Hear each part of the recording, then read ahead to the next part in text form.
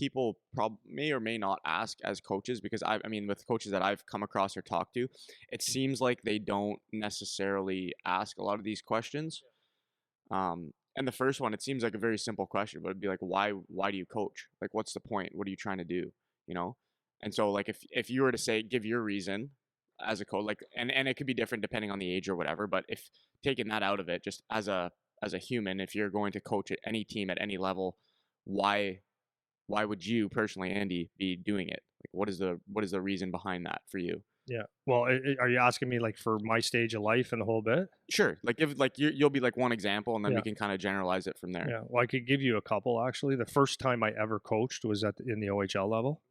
And the reason I did it is because I was fresh out of playing and I wanted to stay in the game. And the general manager, Sam McMaster, for the Sudbury Wolves at the time, he said, anytime that you want to coach, come and see me because I think you'd make a great coach. And then he went on, he was a general manager for Los Angeles Kings. And now I think he's done scouting now, but he was with Washington for a long time and Columbus. And so I thought that I would love to get into coaching. I was fairly young and make a career out of that. So I was an assistant coach the first couple of years, and I loved it, but I don't think I was ready to coach. And maybe I was immature. Maybe I was just looking at that as a career because that's all I knew was hockey. You know, it's like the next step. Everybody wants to coach, right? If you talk to a guy that just got out of the NHL, what's your next step? Is oh, coach. It's like there's a lot of yeah. It's hard to get a coaching job, to be honest with you. But and coaching is not as simple as people think, especially the higher levels, because now you're coaching for money and wins. So, anyways, I took that and then I got out of it because I was still somewhat close in age to some of the guys, and I didn't have the same philosophy as the head coach. I was looking at things a lot differently. So, and being second fiddle, you got to go with toe the line, and that's fine. But I didn't really care for the message, and then I guess I got sick of hockey. So that's the first stint I had. I loved it, and I had good loved part of it, and then I didn't like some of it because I just kind of wanted to kind of get out of hockey at that point. So I was gonna ask, so because you said you don't think you were ready to Yeah, coach, yeah. so I don't know if maybe you'll touch on that again when you keep Well, I talking, or no, you want to answer it I can now. do that right Yeah. now. I think what I mean by I wasn't really ready is I didn't know or didn't know. I guess I was.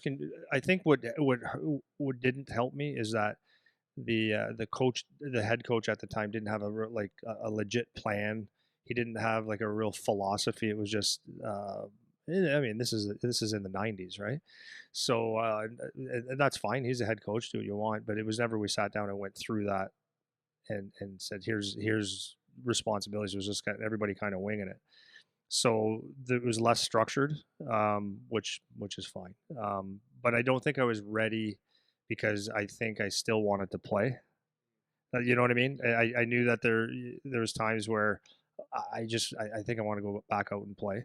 So it was that, and I think I needed to live life a little bit to see something outside of hockey to actually really to get my passion back to coach. And not that I wanted to go into coaching, I just wanted to get a passion for some other area of life, try life out, and then maybe get some experience. So then that led me into working in the real world for probably 4 or 5 years. And yeah, 5 years, 6 years, and giving that a go and not having the passion. So that was my biggest thing is I couldn't get real passionate about real life work. Does that make sense? And that might seem like, oh, yeah, hockey guys only know hockey. No, that's not what it is because for me, I was like, I loved hockey. I loved everything about it, learning it and stuff like that. So when I got excited about getting back in the hockey world and through a few connections, I just started doing hockey clinics. And, I was going up to Toronto a little bit and doing some clinics up there. And I said, this is what I want to do. And what I wanted to do, so this leads into why I would ever coach, kind of, and this is my philosophy now. Like a lot of people say you run a hockey business or you are a hockey instructor, trainer. And I that's the vehicle I use to do what I love. But what I love to do is make people better. And I would say that outside of hockey, that's what I like to do. Like when people talk about their jobs and all that kind of stuff. I kind of go to solution driven or purpose driven solutions to help people. I'm not trying to look like a philanthropist Yeah, here, yeah, but that's my go to. It's like yeah, yeah. trying to make people better, try to find the good in people. So like if you were you talk to me about something, it's like, well, I think here's your skill sets and here's where you're good, and it's like lifting people up more or less. Right. Does that make sense? Yeah, Would you for agree with sure. that? It's kind of like leaving. You want to leave the place better than you found it, or leave the Yeah, person better than you found them, kind yeah, of idea. yeah. So my best vehicle for that was hockey. So as I started doing clinics, I fell in love with the process of, okay, I've got to. I see you on the ice. I actually enjoyed the process of selling it at first because it was when I moved down to this area, nobody knew me. So I came down here and I was somewhat marketing my stuff, and people were laughing at me like, "Who's this guy?" There's a million hockey schools around here, hockey training, but I had a different idea. So I knew that I could get something. So I started off on a small scale, and then very quickly, the better players like Found you, yeah. yeah, like Ryan Wilson who played in the NHL. What's his name? Kyle Wellwood. Guys like that started Ryan Donnelly, and it became like a high end stuff, but it was more like very small groups. And here's what I see. Here's how we can fix things. Right. So that was a great challenge. I love doing that. And then can have good communication and stuff. But at the end of the day, um, it was always about making the player a better player. And I got a lot of joy out of that. So that led me into building my business. And then it was presented to me when I was in the States training a lot of kids, and particularly one age group, and one team. And one day it just slipped. I said out loud because it was like a true statement that I made. I said to the manager of the team, I said, I'd love to coach these kids, man. They're just great kids. I love them. I love them. And then I got in my car and my phone was ringing off the hook Yeah, with yeah. You remember you told that all story. that stuff. Yeah. And I said, no, and then I thought about it. I said, no, I would love to coach these guys. So then I coached them, and I absolutely loved it. So why did I do that one?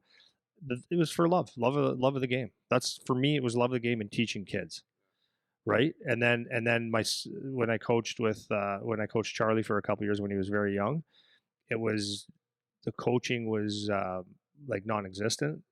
Obviously, 8 years old, 7, 8 years old, and I was considering bringing him. I was talking to a couple of buddies having a beer in the parking lot, like a normal dad does, eh? Your best ideas come when you're half pissed. And I said, yeah, I think next year we're gonna go to AAA, like get some coaching a little bit, anyways. And then they just said, why don't you coach? And I was like, nah, I don't want to. But then again, they convinced me just do it, and I said, okay. And that was my thing. It was like to make the kids better. I wasn't trying to be a pro. So it was to be is to make the kids learn the game of hockey. But every single day in my um, in my coaching with them, I would give them a message. It might be something like me. I walk around and I see something that could be inspiring, and I use that as something for the kids. So like it was. Well, I remember one day it was the playoffs, and they were starting their playoffs, and I said, how can I relate something? And I didn't want to work out that day. So one of the people that worked had a kid on the team. I said, let's have a really hard workout today. She, okay.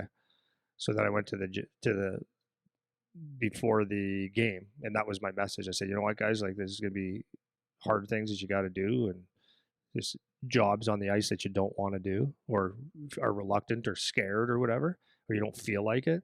I said, that's what I had today. I said, you know what, if I put a hard workout on here, then I've done something um, sorry, uncomfortable, and now I can ask the kids to do something uncomfortable. I said it in a more motivating way, and they got fired up, right? So I always have a message for them every day, and I pull kids aside, and that's what made me happy to see a kid that maybe wasn't even a good hockey player at all, or an average hockey player, just become a little bit better and have a smile on his face and say, oh, coach likes me because I did this or whatever. That's why I liked coaching. Yeah. So if we can kind of Long general, answer. yeah, no, but it's good Okay. because it's good to because you walked right through like the full evolution, kind of how your Yeah. mindset ended up Yeah. settling on. Yeah. I just like making people better, and that's kind of Well, the root of the. and sorry, I don't mean to cut you Yeah, off, but now that you're saying that, and the reason that I don't want to coach anymore, so that's yeah, that's a good why I question to answer. coached, Yeah, and the reason I don't want to coach anymore is because I don't want to deal with number one parents at all,